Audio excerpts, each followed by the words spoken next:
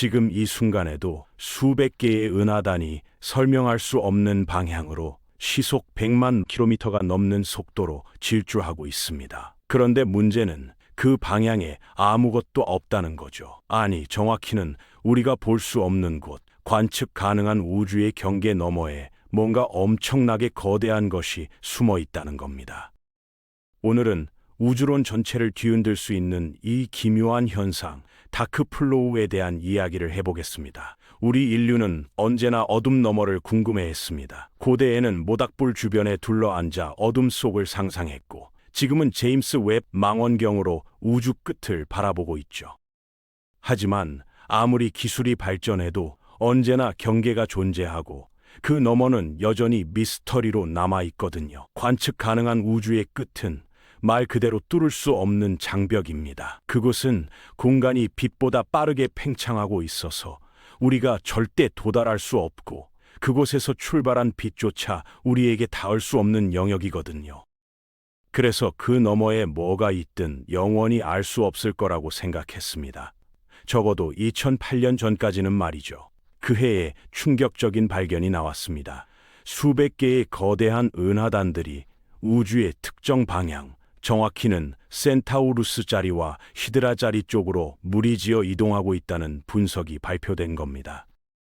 속도는 초속 600km에서 1000km 사이였는데 이건 정말 엄청난 속도거든요. 더 이상한 건 그 방향에 이런 움직임을 설명할 만한 게 아무것도 보이지 않는다는 거였습니다. 마치 보이지 않는 무언가가 저 멀리서 이 은하단들을 잡아 끌고 있는 것처럼, 아니면 과거에 잡아 끌었던 영향이 지금까지 남아있는 것처럼 보였죠. 이 현상은 다크플로우라는 이름으로 불리게 됐습니다. 대체 무엇이 이런 일을 일으킬 수 있을까요? 그리고 이게 사실이라면 우리가 알고 있던 우주론 전체를 다시 써야 할지도 모릅니다. 먼저 확실한 사실부터 정리해 보겠습니다. 2001년에 NASA는 윌킨슨 마이크로파 비등방성 탐사선, 줄여서 WMAP라는 위성을 우주로 쏘아 올렸습니다. 이 위성의 임무는 우주 전체에 퍼져 있는 빅뱅의 잔향, 그러니까 우주 배경 복사를 정밀하게 측정하는 거였죠. 우주 배경 복사가 뭐냐고요?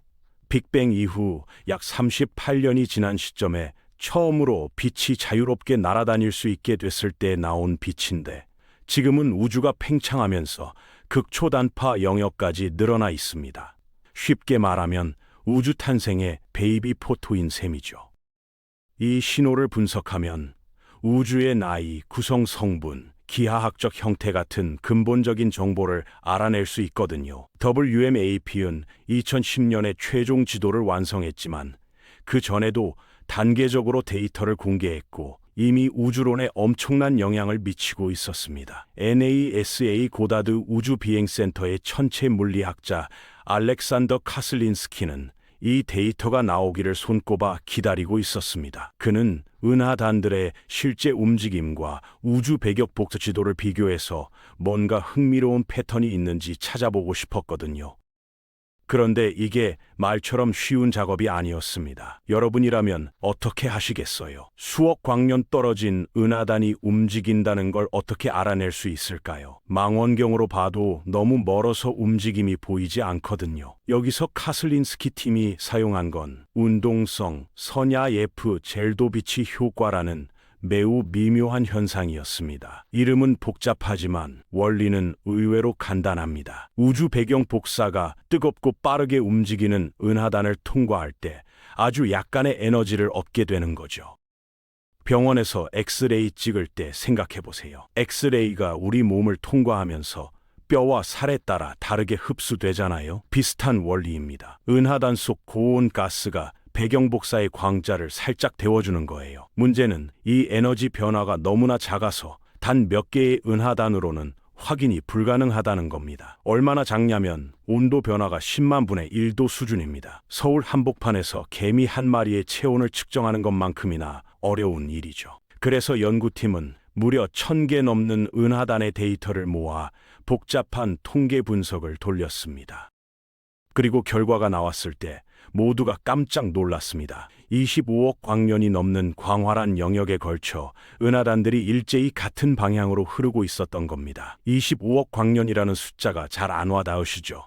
빛의 속도로 25억 년을 가야 하는 거리입니다. 서울에서 부산까지가 약 400km인데 이 거리를 1밀리미터라고 하면 25억 광년은 지구에서 명왕성 너머까지의 거리와 맞먹습니다. 우주 배경 복사를 기준으로 봤을 때 초속 600에서 1000km 속도로 센타우루스 쪽으로 이동 중이었죠.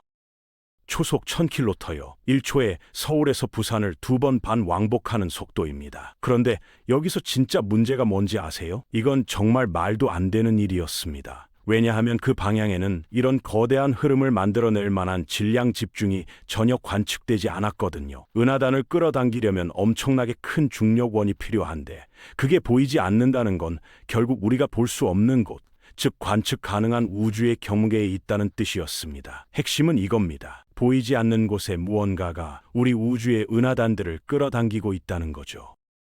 여기서 근본적인 질문이 생깁니다. 우주의 끝 너머에 있는 뭔가가 우리에게 중력적 영향을 미치는 게 가능할까요? 대부분은 불가능하다고 생각할 겁니다. 관측 가능한 우주의 경계 너머는 공간 자체가 빛보다 빠르게 팽창하고 있어서 어떤 신호도 심지어 중력조차 전달될 수 없거든요. 그런데 말입니다. 여기에 한 가지 예외가 있습니다. 바로 우주 초기의 급팽창 시기 이전이라는 거죠. 이게 바로 반직관적인 부분입니다. 1970년대 과학자들은 이상한 점을 발견했습니다. 우주의 반대편 끝에 있는 영역들이 서로 한 번도 상호작용할 시간이 없었는데도 온도와 밀도가 거의 똑같았던 겁니다. 서울과 뉴욕 사람이 연락 한 번 안 했는데 똑같은 옷을 입고 나타난 것처럼 말이죠. 이걸 지평선 문제라고 부릅니다. 미국 물리학자 앨런 구스는 이 문제를 해결하기 위해 우주 급팽창 이론을 제안했습니다. 빅뱅 직후 10의 마이너스 33초라는 극도로 짧은 순간에 우주가 26제곱이나 커졌다는 내용입니다. 26제곱배라는 게 얼마나 큰 숫자일까요? 박테리아 하나가 순식간에 은하수 크기로 부풀어 오르는 것과 같습니다. 그것도 1조분의 1조분의 1조분의 1초도 안 되는 시간에요. 급팽창 이전에는 우주의 모든 부분이 충분히 가까워 서로 영향을 주고받을 수 있었고 그 덕분에 균일한 상태가 되었다는 것이 핵심입니다. 자, 이제 다크플로우와 연결해 볼까요? 다크플로우는 바로 이 급팽창과 연결될 수 있습니다. 급팽창이 일어나기 전 우리 우주 영역이 어떤 초거대 질량 덩어리에 의해 끌려가고 있었고 급팽창이 그 질량을 관측 불가능한 영역 바깥으로 밀어냈지만 이미 받은 운동량은 그대로 유지됐다는 거죠. 마치 기차를 밀다가 갑자기 기차가 광속으로 멀어져도 밀린 힘 자체는 남는 것처럼요. 그래서 지금도 은하단들이 그 방향으로 계속 흐르고 있다는 겁니다. 중력적 연결은 끊어졌지만 관성은 남아있으니까요. 핵심만 정리하면 이렇습니다. 급팽창 이전에 받은 중력의 영향이 급팽창 이후에도 관성으로 남아서 지금까지 은하단들을 끌고 간다는 거죠. 하지만 이 설명에는 큰 문제가 두 가지 있습니다. 첫 번째는 이게 맞으려면 우리가 볼 수 있는 우주 전체보다 훨씬 큰 질량 덩어리가 저 너머에 존재해야 한다는 겁니다. 얼마나 커야 할까요? 최소한 관측 가능한 우주 질량의 수십 배는 돼야 합니다. 이건 우주론의 근본 원리 중 하나인 우주 균질성 원리와 충돌합니다. 우주론에서는 우주가 충분히 큰 규모에서는 어디든 비슷하다고 가정합니다. 집 근처는 가게 분포가 달라도 나라 전체로 보면 평균적으로 비슷한 것처럼요. 우주도 어느 방향을 봐도 평균적으로 은하 분포나 물질 밀도가 비슷해야 한다는 겁니다. 그런데 다크플로우가 진짜라면요? 우리 경계 너머에 엄청난 비대칭이 존재한다는 뜻이고 우주론 전체를 재검토해야 할 수도 있습니다.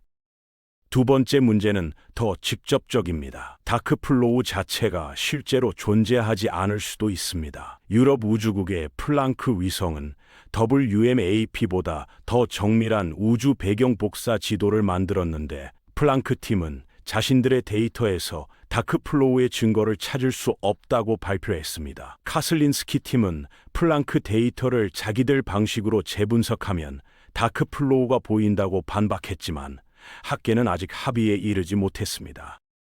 현재 과학계 주류 의견은 다크플로우가 존재하지 않는다는 쪽입니다. 아마도 초기 데이터 분석에서 생긴 통계적 오류나 체계적 편향일 가능성이 큽니다. 그렇다고 해서 이 연구가 무의미한 건 아닙니다. 과학은 틀린 가설을 배제하는 과정에서도 발전하거든요.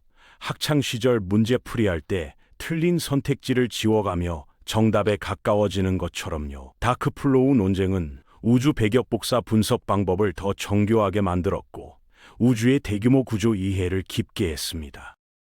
그리고 더 중요한 건 우리가 아직 우주에 대해 모르는 게 너무 많다는 사실을 일깨워줬다는 겁니다. 관측 가능한 우주의 경계는 물리적 한계이지만 동시에 호기심의 출발점이기도 합니다. 상상해보세요. 그 너머에 뭐가 있을까요? 정말로 끝없이 균일한 우주가 펼쳐져 있을까요? 아니면 상상 못할 구조들이 존재할까요? 우리 우주가 더 큰 다중우주의 한 조각일까요? 이런 질문들은 지금은 답할 수 없지만 언젠가는 답을 찾게 될지도 모릅니다. 다크플로우가 진짜든 아니든 이 논쟁은 과학이 어떻게 진행되는지 보여주는 사례입니다. 놀라운 발견이 나오고 검증하고 논쟁하고 더 정밀한 관측을 하고 결국 진실에 한 걸음씩 다가가는 과정 말이죠. 우리 조상들이 모닥불 앞에서 어둠 너머를 상상했듯 우리는 지금 관측 가능한 우주의 경계 앞에 서 있습니다. 그 너머에 초거대 질량이 숨어 있을까요? 아니면 우리가 아직 모르는 우주에 또 다른 법칙이 작동하고 있을까요? 어쩌면 중요한 건 답을 찾는 과정 그 자체일지도 모릅니다. 보이지 않는 곳을 향한 시선이 인류를 여기까지 데려왔고 언젠가 그 경계마저 넘어설 테니까요.